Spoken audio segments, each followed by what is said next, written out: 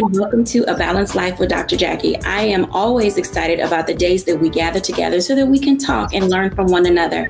As we are continuing to talk about what it means to be a caregiver, I know many of you have found the task to be daunting, and it really is. I've been in that space myself, and each and every day I'm reminded of how strong I am, how vulnerable I can be at times, how transparent I need to be at other times. And today will be no shortage of bringing you individuals who can not only pour into your life, but will also give you directions, tips, guidance, opportunity to really explore what are you made of. Sometimes we just are unsure how we will handle some of what life unexpectancies bring to us. Today, we are going to be joined by our contributors, Dr. Tierney, Stacey Owens, and Pastor J.T. Johnson. But we also have two special guests in studio today, Dr. Terry Witt Bailey and Lavita Marshall. And I am so excited for each of you to get to know them, to learn more about who they are and how their stories can not only inspire, but cause you to find a way to live a balanced life. Hey, everyone. Hello. Hello. Hi. I am so excited to learn from each and every one of you today. And, the reason that we're here is to really sit and talk and discuss and to share stories about how do each of you individually and within your family guide or get to a place of guiding through caregiving. I know that it's not easy. And so what I'd like to do today is, just be able for you to say who you are, what you do, and what caregiving has meant to you. And then I want to do a little bit more of a deeper dive, simply because that's just where we are in this season between breast cancer, dementia, strokes, other illnesses, sudden onset accidents. We just don't know what life will throw at us. But I know that when we dig down deep, we can find the strength that we need and the courage, but it's not always easy. Pastor JT, I want to start with you because in your profession as a pastor, I know that you're always talking to individuals about what life looks like on the other side of caregiving. How do you help people identify what it means to be a caregiver? Wow. Thank you, Dr. Jacquie. I honestly believe as a pastor, kind of, sort of, I'm a caregiver. Because you would be amazed how many times I've had to be in a space with a family who has had life dropped at their doorstep unexpectedly. Just a real world analogy. If you wake up in the morning and the meteorologist knocks it out the park and says that it's a 70% chance of rain, and it actually rains, and you bring an umbrella, you're prepared. But that day that you wake up and you miss getting that, and you're out and the sun is shining, and you're expecting everything to be a breeze, and then out of nowhere a cloud comes, and then a storm comes and it catches you, and you aren't prepared, it seems like that day is ruined. And oftentimes that's what happens when life comes. It comes unexpectedly. And as a pastor, I've had to deal with some people in some of their worst moments. I love the celebratory moments, but I believe it's those moments when we're down, when we're low, that we are, my profession, I believe that I'm tapped in to be who God has called me to be. Because I think it's one thing on a Sunday morning to stand and open up a text and preach a good message. But life normally happens at 11 o'clock on Sunday. Life normally happens after the benediction is given. And so to be able to be there and to encourage them and motivate them and push them, because oftentimes when you're in a position of being a caregiver and having to help someone through, and not just physical caregiving, because I know we'll get to that at some point in this conversation today, but there's a lot of people who have to deal on the other side of grief, on the other side of a divorce, on the other side of an unexpected death. So caregiving holistically, you have to have a great circle, a great village that can help the person that's giving the care, because if not, you'll in turn be a person that's needing the care being given back to you. That's such a right word for right now. Oftentimes the tables can turn and you end up needing caregiving yourself. Stacey Owens, what does being a caregiver mean to you, or being in a caregiver light of life? Hmm. I was sitting here thinking while Pastor JT was talking, in terms of defining caregiver, I feel like I've been a caregiver all my life, even when I was young, in teenage years, when I used to just help my older siblings with their kids. It started there when they would have you babysitting and helping with the things that they needed going on. And then moving into, the capacity of having my own children and having my son to experience his bout with cancer and his different diagnoses that he received as he was growing up.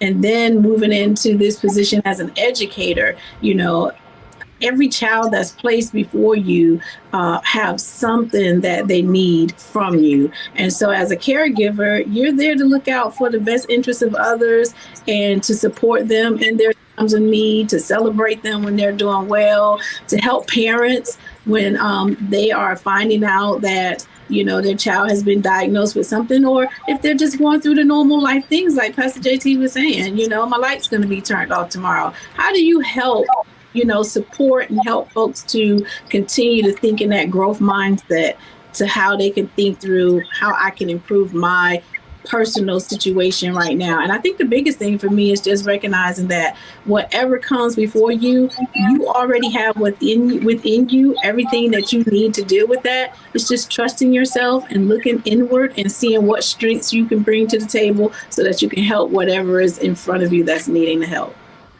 Absolutely. Dr. Tierney. So I absolutely echo what my esteemed colleagues have just stated, Pastor JT and Stacy. And as they were talking, I was thinking about, the fact that we're all caregivers. We often think caregiving or the caregiver being someone that's caring for someone that is ailing or sick or, something kind of in that arena. But actually caregiving it's a bigger thing than just caring for someone that's sick. Anytime you are helping someone or helping to meet the need of someone, then that is a caregiver. For me, I'm a caregiver in both my personal and my professional life. Being a life coach, that's really, the number one thing that I do is caregiving for my clients, being that support person, being that safe space where they can come and talk about their needs, particularly those that are helping, aging parents, ailing siblings or things like that, because like we just stated, those tables can turn. And often we will start to focus in on the person that we're helping and ignore ourselves. And we're not giving care to ourselves. And then we're the ones that are now sick or, ailing and things like that. So making sure that I'm supporting my clients, that they are getting the care that they need for themselves and getting it from me and giving it to themselves. And of course, in my personal life, I am an only child. My mother and I have already had the conversations. That's something I think in our Black community, we definitely need to make sure that we're having those conversations early and often and not being afraid of it. And I'm sure we're going to talk more about that later on in the show, but we've had the conversations. We already know what our plan is. We've had the powwow. I know where all the papers are. So making sure that I'm ready when I'm, have to carry more of her load in that sense. So yeah, caregiving it's more than just caring for Amy. It's helping in any capacity.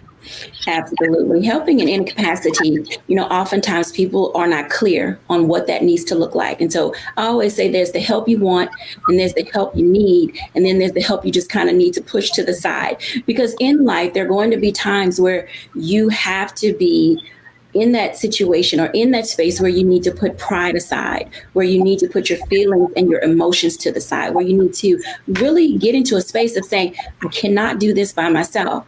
But then there are other times there's the help that you want. There are people who know what you need, who've been where you are, who truly can identify with the situation, the circumstance that you're facing, and then can show you and prepare you on how to navigate the nuances of what's happening in your life. But then there's the help that you can absolutely say, no, thank you. And I think that we all have to be honest with ourselves, that there are days when we just don't want any other people in our space. There are times where we need to be alone. There are times where we need to think through what is happening with us and be able to make sense of it all ever before we invite people in. And so as we continue in this conversation and dialogue today, When we come back after the break, I'm going to invite in Dr. Terry Whitt Bailey to talk to us about her story, because each of our journeys is personal, and how we approach it, how we face it, and how we look at it can really play a part in how we thrive through it. When we're back after the break.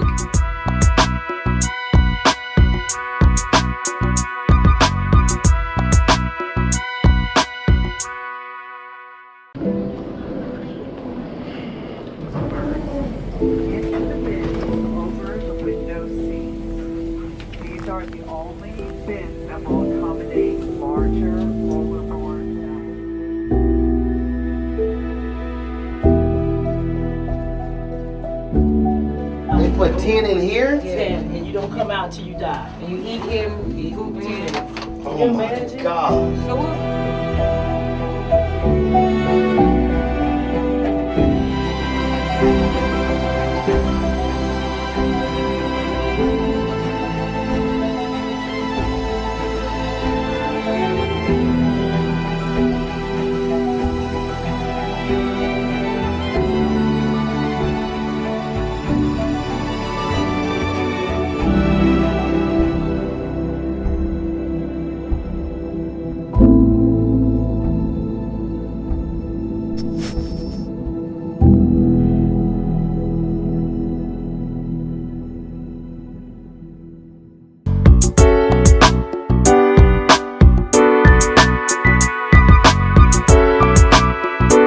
Welcome back, everyone, to A Balanced Life. And as you've heard from our contributors, that being a caregiver can literally start at a very young age, depending on your family dynamic or your community. And then oftentimes there's situations in life that really throw us a curveball. And we are saying to ourselves, when did I become this person? When did I, become the individual that everyone looked toward to be able to make things right? And then there are other times that things happen in our lives that are so personal that they really touch us at our core. I'm excited today to talk to Dr. Terry Whitt Bailey. She's going to tell you all about herself and the work that she does, but also share with us her personal story and journey as a caregiver. Hey, Dr. Terry. Hey, Dr. Jacquie. Thank you so much for inviting me to tell my story. I currently work for a nonprofit. I'm the vice president for a nonprofit in Indianapolis, Indiana. And my story goes back about 7 years now. And as Pastor JT said, life happens, but life happens in God's timing. And it just so happened that on most days, I'm a very busy person, always involved in something. But that particular day, I was home. I had come home early for dinner. My husband was giving a final at the community college where he worked.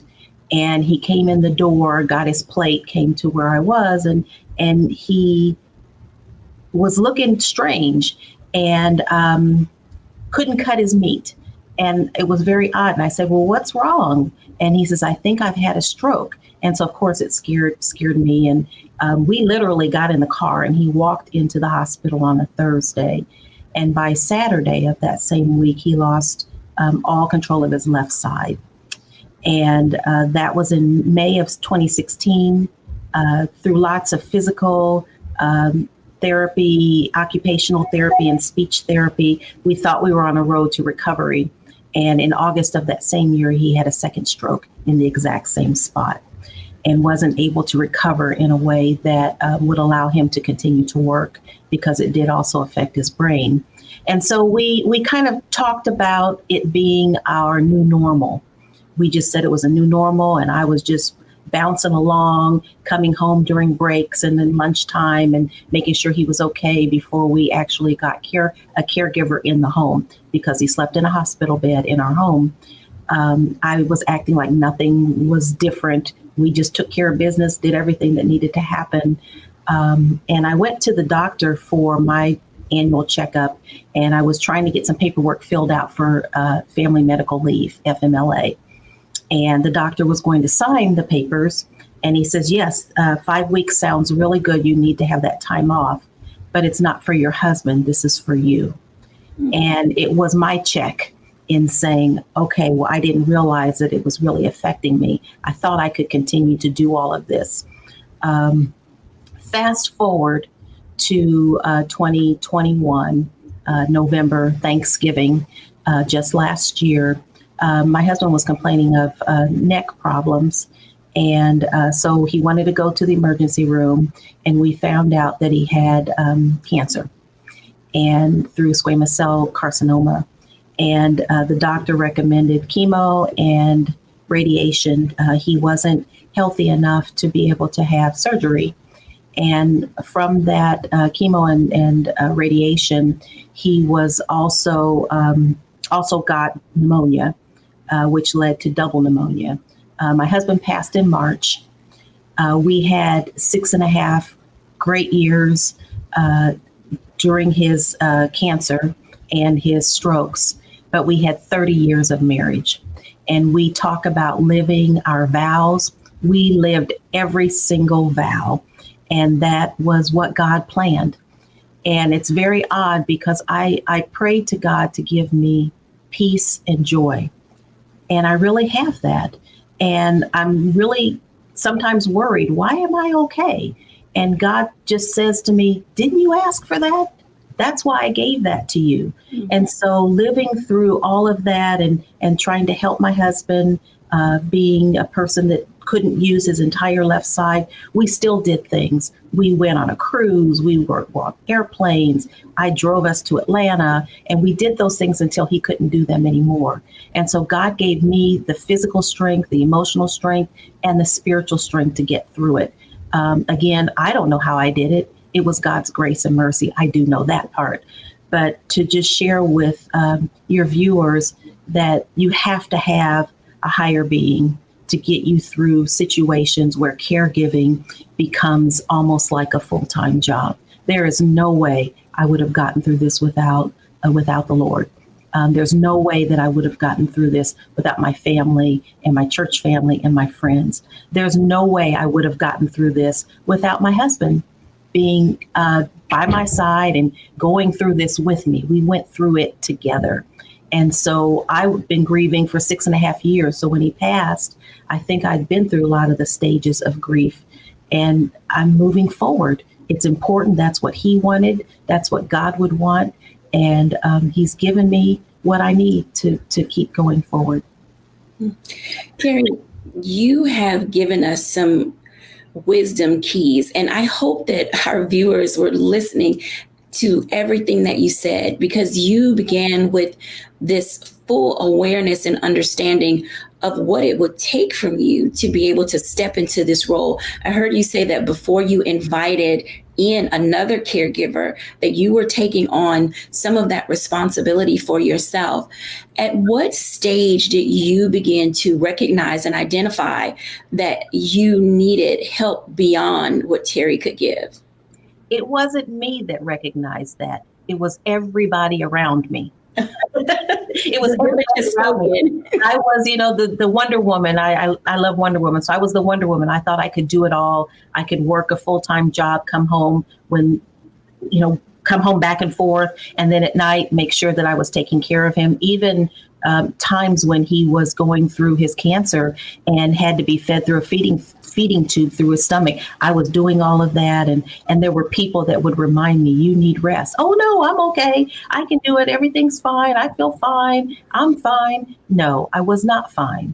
But I didn't realize it. There were the people that were closest to me and my primary care doctor that helped me to realize that I'm not superhuman, that I'm human, and that I needed to have the help of others, especially those who are professionals and those who loved me and my family to help to step in and to allow me to sit down. Now, one other thing that did happen was I broke my hand one Christmas about 5 years ago. And I thought, I realized, I said, this was God sitting me down because I couldn't do it. And so he sat me down and I had to have other people come in and help. That's, God does have a sense of humor. I want to invite Dr. Tierney in on this conversation because something that you mentioned was the processes of grief that happened during the time that you were experiencing this diagnosis with your husband and the things that you went through. Dr. Tierney, in your work in helping people identify not only where they are, but the stages of grief related to getting to know you better. How does this help individuals as they are growing through their pain? Because oftentimes people don't know how to express what they are experiencing. Absolutely. So something that I see quite often is that people try to suppress the pain. I'm not going to cry. I don't want, nope. I just got to keep going. I just got to, keep moving. And sometimes that can be a coping mechanism because we're afraid that if we start crying, we won't stop, or if we start to fall apart, then we won't come back together, again. But we have to allow ourselves to feel what we feel. We have to go through that process. And in going through that process, what we find on the other side is another level of resolve that we didn't know we had, another level of strength that we didn't know, that we had. But it's only in allowing ourselves, giving ourselves that space and that grace to say, hey, this is happening.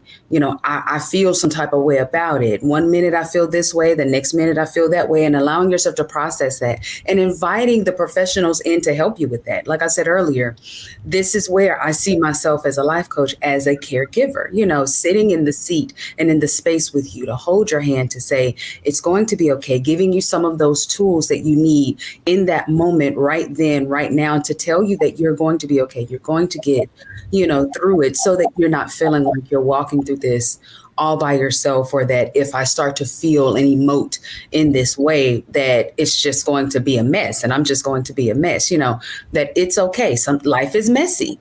Things get messy, but in you going through that process, you will learn a deeper level of you that you didn't even know, was in there. And on the other side of it, just as Dr. Bailey just stated, the strength that she had, how God her to walk through this. If she would have just put up that wall and not went through it, she wouldn't be able to say what she's saying right now. And so that's the thing that I encourage my clients to do when they're facing, these difficult life situations, is to give themselves that patience and that grace to walk through it and know that they're not walking through it alone.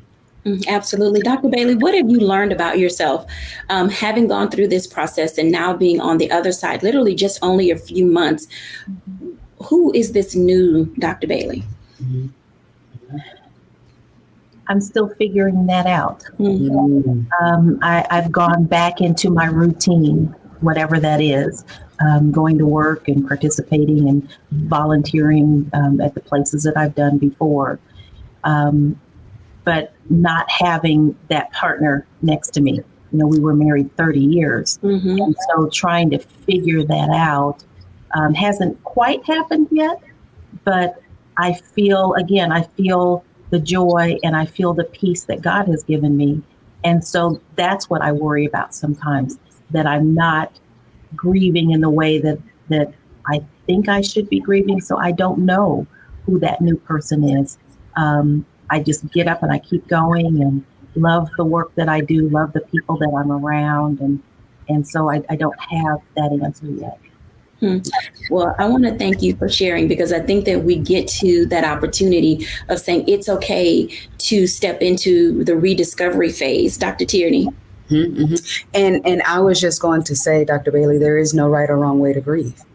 There is no set process of you're doing it the right way if you hit all the stages in this order, or, it's so personal and it's so intimate, to you, because what you're walking through, no one else has walked through in the way that you're walking through it. So that's where that grace piece comes in, to say, hey, this is my process. This is how I'm grieving. I'll get there, like you said earlier, in God's time, and it will be exactly what it's supposed to be. So I love to hear that you are in this discovery mode of that. Thank you very much. Absolutely. When we come back after the break, I want to engage Pastor JT. I know he hates when I do this, but I always call him my resident theologian, because there's some things that we've just heard when it comes to grief and things being so personal in our space that oftentimes we don't know which end of the stage we're at. We don't know if we should start at 5, go to 3 and jump to 1. Sometimes we don't even know what the stages are. When we come back after the break.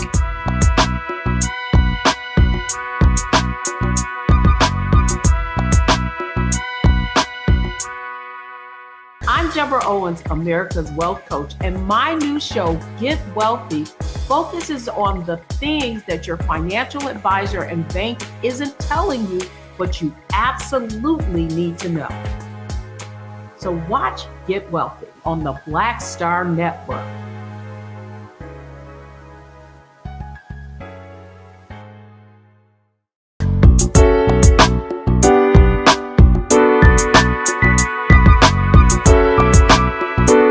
Welcome back, everyone, to A Balanced Life. And as you can tell, being a caregiver requires all of you to be all in at all times, whether you're upside down, right side up, or flipped all the way around. Sometimes we just get in there and do it because that's what is required of us, or should I say that's what people expect from us. I want to talk to Dr. JT for a moment because Dr. Terry mentioned something related to this grief process and where we may find ourselves in it. And to be quite honest, it's a lay-side moment because when you're in the middle of grief, you don't know whether you're coming or whether you're going. Pastor JT. Yes, ma'am. It's, I heard so much. I love, if I can just go back to our last block, I love her answer when she said, I don't know. Because oftentimes I think that's the weight that we embrace that's not ours. We try to figure it out and we try to have the answers. And in that moment of not knowing, I feel that oftentimes we feel that we are letting someone down or maybe even letting ourselves down. But there's a scripture in James, and James said that if you ask, no matter what you ask, God is free to give. There was a very lengthy sermon that Jesus preached. It was a series of messages. There was a few theologians came up with a mathematical equation that said it was about 3 days worth of sermon. Now, many of us don't have the attention span to stay focused for 3 hours, let alone 3 days. But in the midst of that sermon, Jesus gave some beatitudes, the attitudes that we should have when we are attempting to be. And one thing that he said is blessed are they that mourn, for they shall be comforted. And I think that in some weird way, we want the comfort without the mourning. But the mourning is actually just releasing the emotion that we are experiencing at that time. It's almost kind of like a soda that's in a bottle that has been shaken, and life comes to shake us. But oftentimes when we are open or we open up, we explode just like that soda bottle. And it's only because we haven't had those moments to pour out here and there, and we try to hold it in. And if I can just share that with anybody, there's a scripture in the Old Testament. Again, I'm not trying to preach, but Dr. Jacquie invited me to this space. But it said that God is close to the brokenhearted. But typically when our hearts are broken, we go opposite of him. But if the scripture says that he's close to the brokenhearted, the only person that has moved out of place is us. And so there may not necessarily be the circle around you that you may want to help you, because there are a lot of people, and there may be a lot of people now that are having the weight of taking care of a parent by themselves. And maybe you have other siblings and you feel that other people should be helping you, and you are in this space by yourself. You may not have the support system around you, the girlfriends or, the brothers that are there to help you through what you're going through, but you are not alone. But he cannot be in a place that you have not invited him to be. So we're expecting him to move beyond our request and just know that you got to come and be there. But I promise you, you make it that much more easier for him to deliver to you what you need at that moment. And if I can stress that, at that moment, because I think one of the most dangerous things is combining grief with anxiety. And anxiety comes when we are too far in the future. When we are in that moment, I believe that he gives us everything we need to get through that moment. Hence why he said he gives us our daily bread. Not enough for a week, but enough for that moment. And if we can take life moment by moment, and whatever that moment is, He has what you need to get through that moment. So if that moment is a moment where you are angry, even the Bible said, be angry, but sin not. Have that moment. If that's a moment where you're crying your eyeballs out, have that moment. Because whatever the moment is, you have a God that has all you need to get you through that moment and beyond. Thank you for sharing that. And I'm going to tell you, you have no idea that this is a perfect segue for us to talk to our next special guest, Levita Marshall. I am over the moon about her joining us today because to me, I tell her all the time, she's a unicorn. And so I'm going to invite Levita Marshall in to talk to us about her journey and her story. So many of you are often wondering, how do you manage? How do you support your husband? How do you engage when loved ones become ill that are not your blood? And I'm going to tell you, this lady right here is the embodiment of everything that I believe a woman is to be when it comes to caregiving. Everybody, Levita Marshall. Hello. Hello there, lady. How are you doing today? Hey, great. Thanks for inviting me. Oh, absolutely. Your story, your life inspires me. And at any point, I hope I have half the courage and the strength that you have to do all that you have done. So tell our audience about yourself and then just jump right into your story because it is an amazing one. Okay. Well, I am a lifelong educator. And actually, as of right now, it's funny because I told my children and laugh. I said, I'm taking a gap year right now. So after this pandemic and all of that, I just needed a little break. And so this is my gap year where I try to reassess what I'm going to do with the rest of my life career-wise. But my journey started about 2009. My husband and our 4 children were living in a city about 2 hours outside of Houston. And his father had started to exhibit some very unusual signs. And then eventually he was diagnosed with Alzheimer's and dementia. And his wife was, my mother-in-law, was doing a great job of being that helpful support maid. And she was doing a great job.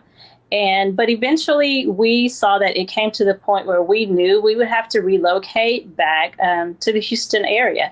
And so about 3 or 4 years into that diagnosis, we decided that that's what we needed to do. So our children were 2 in middle school, 2 in high school at the time. Yes, it was the most inopportune time, but we knew as a family, this is what we were going to need to do. We invited our children in. I believe that's really, really very important to invite them into the discussions. And we told them that we're going to need to go help your grandparents. We really need to be there to support them. And so they were in on the entire move. They knew why we were moving. It wasn't a shock to them. They would go to Houston with us to help, their grandparents. And so they were really always in on it. And another thing was that once we got relocated to the Houston area, no sooner had we settled in, I think we were trying to my husband was handling a lot of the legal issues. They had their own business for 30 years. So that was just a whole nother thing to tackle. So he was handling a lot of their business affairs, their legal affairs. He was helping his mom with that. And we must have been in the Houston area for about 18 months. It was not even longer than that when she started to exhibit some very unusual signs as well. We ended up taking her to the doctor, and she was diagnosed with dementia. So needless to say, I can't even explain to you how, I wouldn't say we were paralyzed with fear, but we were kind of numb for a while. And I remember just looking at my husband and asking, what in the world are we even going to do with this? How will they take care of themselves? All of us are working. We all have careers. How does this look? I know I must have asked a million questions to him, but we finally just decided that I would finish the school year out, and I decided to resign. I told him that I would be the one I would want to help his mom. And, I was not doing this all by myself, but I did want to be the one to be there to help her in those initial stages. One of the things that we eventually decided to do. It is very important they bring caregivers into your home. Very, very, very important. So his mom and dad were still at their home. There was a family member living in the home, so they were not by themselves, but we did get caregivers to come in, one for him and one for her, for the amount of time that could come during the week. And so I helped to coordinate all of that, and I would take mom to the grocery store, and I would just take her on errands just to kind of get her out of the house in the initial stages. But then it came a time where I realized, okay, we have got to get way more professional support. That illness is an absolute beast. It is very brutal, what it does to people. And we knew that, okay, we're not just dealing with parents who are aging in place. We're dealing with parents with a very brutal degenerative disease. And so I decided to look up the Alzheimer's Association in Houston. And ironically, I say ironically, but I knew it was really God ordained. It was about 5 minutes away from their house. Mm-hmm. And so I decided to go to the Alzheimer's Association, and I just walked in the door and I said, we need help. I need help. What can you do for us? And so that started just a whole nother journey with that particular organization that I'm so very blessed I walked through those doors, because they helped me walk out the rest of the years and the rest of the time. And it was an amazing, amazing time with the Alzheimer's Association. And they ended up inviting me to their annual conference to be their closing speaker, to speak on the perspective of a caregiver. Those are some very exciting tips that you have shared with us, Lavita, because oftentimes people don't know how to engage in the conversation. Right. And your kids were small at that time. And I want to invite Stacey into this conversation because Stacey works at a school. You're both educators.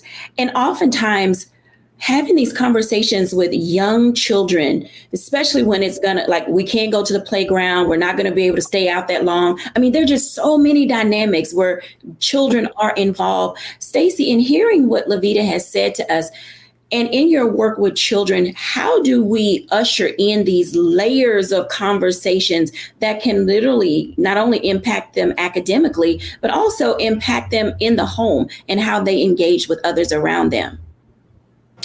Man, I think it's so important that you involve the children in the conversation initially so that they can understand what's happening around them, and then take it to that next level of helping them to understand the part that they will play in it, not necessarily from the aspect of that they will be preparing any, being a caregiver, but helping them to understand their role, like taking responsibility and accountability for just the things that they're responsible for, like going to school, like letting them understand that the only thing that you're expecting for them to do in this process is to do their part in terms of keeping their grades up, participating in the things that's happening at home, at school, and just understanding the changes that's happening around them.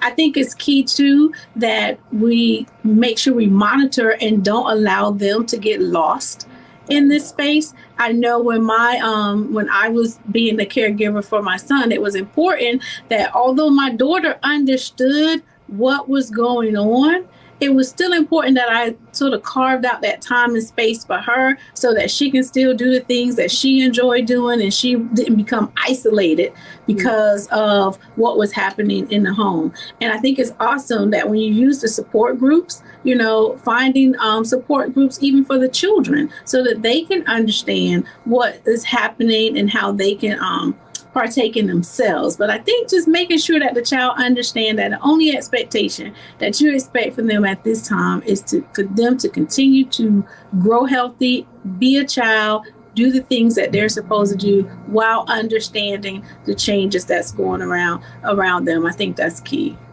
Let me ask you both this question, because oftentimes we go through this, what happens in my house stays in my house. And kids oftentimes, as you said, do get lost in the shuffle because they haven't told the school. The nurse doesn't know what's going on. And so when a child is exhibiting some of the anxiety that's happening from the home at school, Lavita first, when is a good time to talk to the school about what the family is experiencing? I did do that because being an educator, I knew how important that conversation was. And we were having children who were going into middle school and starting high school. So they were already going to be in those transitions, even if we had never relocated. And so I knew how important that was going to be. And so I did. I built a really great relationship with their school counselors, and I did explain the situation. And even when we spoke to our children, we had gone on family mission trips, actually. And so we literally told our children, we have a new mission, and we're not going to be serving other communities like we've done in the past, but we're going to be serving your grandparents. That's our new mission field. And so that's the way we presented to them. But we did invite the schools in, and I had ongoing conversations with their counselors, and I actually encouraged the children to go and speak to their counselors, which were very, very helpful. And they did. They really did take me up on that offer. Absolutely. Stacy. So, Lavita, I think that was great that you did that, and that's really key. But there's a lot of families that won't do that. They're going to stick with that. What happens in the home stays in the home. So that relationship piece that you were just talking about, the school also has a responsibility. I tell my teachers all the time, we have to build relationships with our students, and we also have to build relationships with our parents. But the relationships that we build with our students need to go beyond just the relationship that you have with them academically in the classroom. You need to know your students beyond the classroom, because if you know them beyond the classroom, then when those kind of changes take place, you will recognize the change in behaviors. And once you start recognizing the change in behaviors, whether they're tired, withdrawn, feeling anxiety, showing grades dropping, whatever, now we have a due diligence as educators to try to figure that out and not just assume that it's just a child doing a child thing. We need to, in those relationship building pieces, see what's happening. So if they don't bring the information to us, we can go and create that safe space of finding out what else is going on with the child that can be providing the changes. Not for it to be in a punitive space, but just in the space of, now that I know this, how can I support it as an educator? So I think it goes both ways. Yeah, absolutely. Absolutely. When we come back after the break, we're going to talk about that very thing. How do we all move forward when we're back after the break?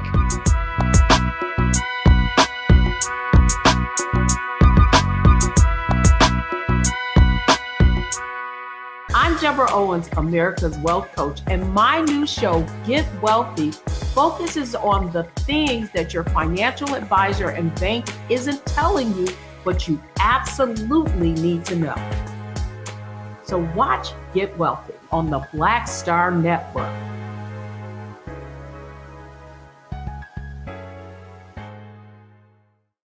When we invest in ourselves, we all shine. Together, we are Black beyond measure.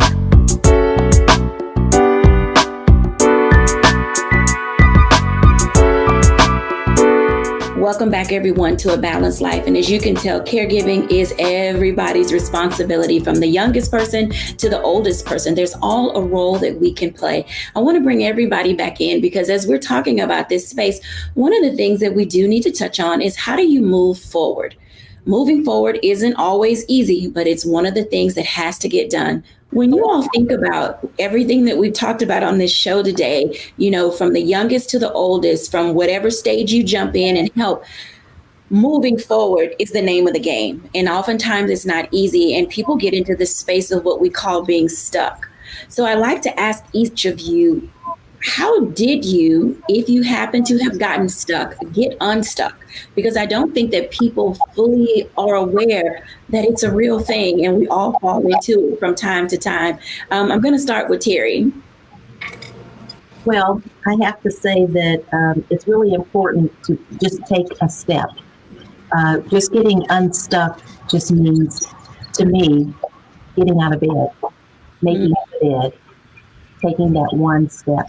Because there's some days when I can do everything that's on my calendar and don't feel anything, I'm good. Then there are other days where I feel like I can't get out of bed. And I have to talk to myself, talk to the Lord. And then I say, get up. I literally say it out loud.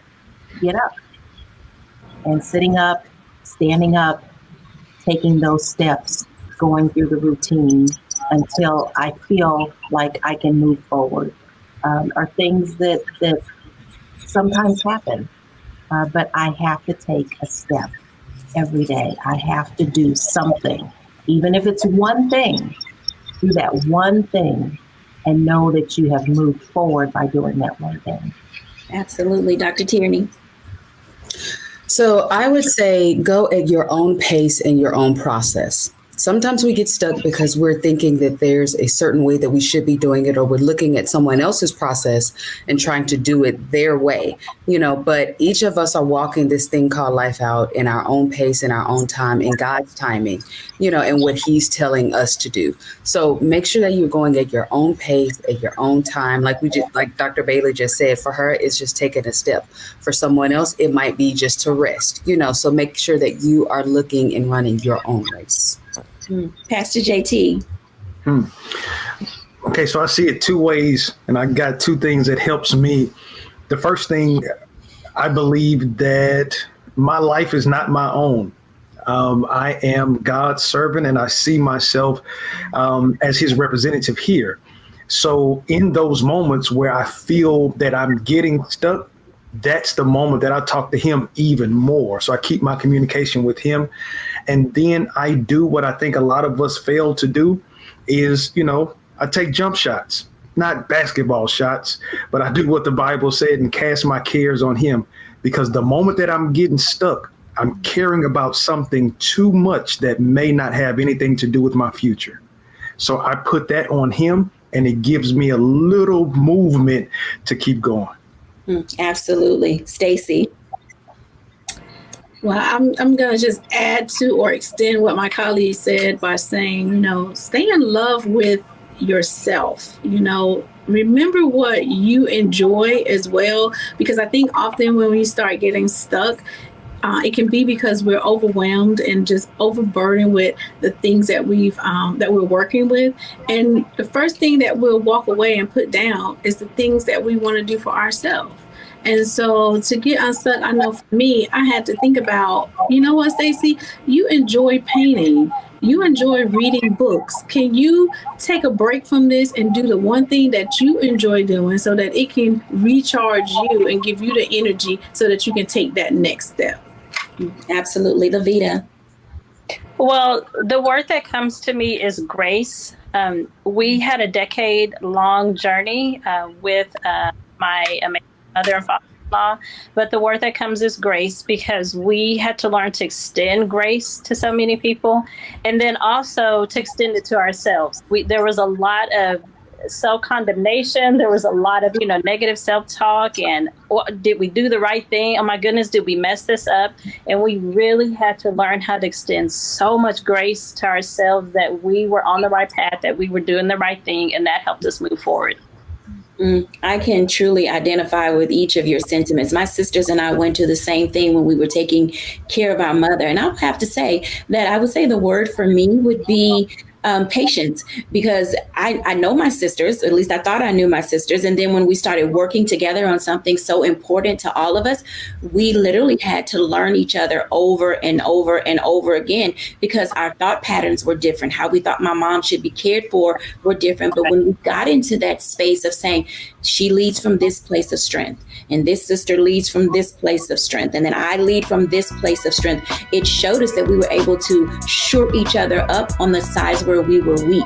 When we come back after the break, I'll give my reflections.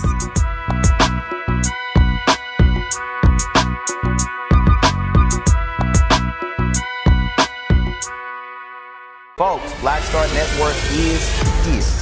Hold no punches. I'm real revolutionary right now. Support this man, Black Media. He makes sure that our stories are told.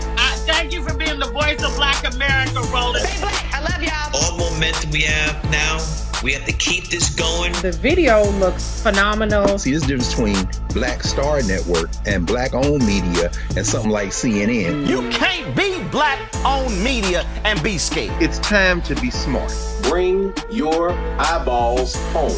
You dig?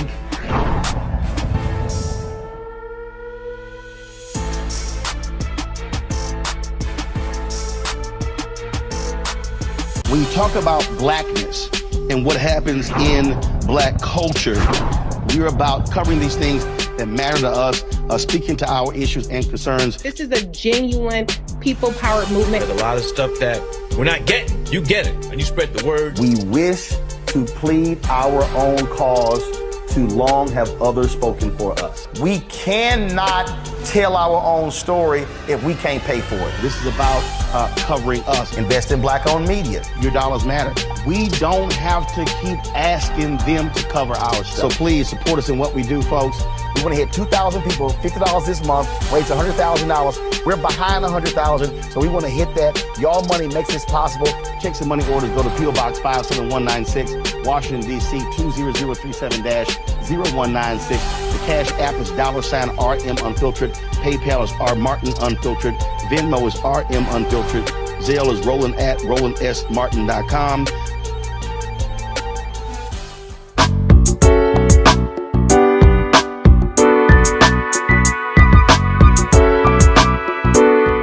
Welcome back, everyone, to A Balanced Life. And wow. I will tell you that this has been an emotionally charged opportunity because it literally just took me back to the time that my sisters and I were caregivers for our mom. But as I already stated, being in that space and learning so much about myself and learning more about my mom, it gave us an opportunity to literally grow. It is true that you do not know how strong you are until you're put into a situation where you have to show strength. So I will say, as we are moving forward and as you're going through or moving past or in the post part of whatever it is that you have faced, give yourself grace, love on yourself, seek God, or as we always say, not everybody who watches this show is Christian, but you believe in something. You have to dig deep and tap in to that source that gives you strength. I hope that something we have said today will allow you to continue on in your caregiver journey. Thanks for watching. Bye now.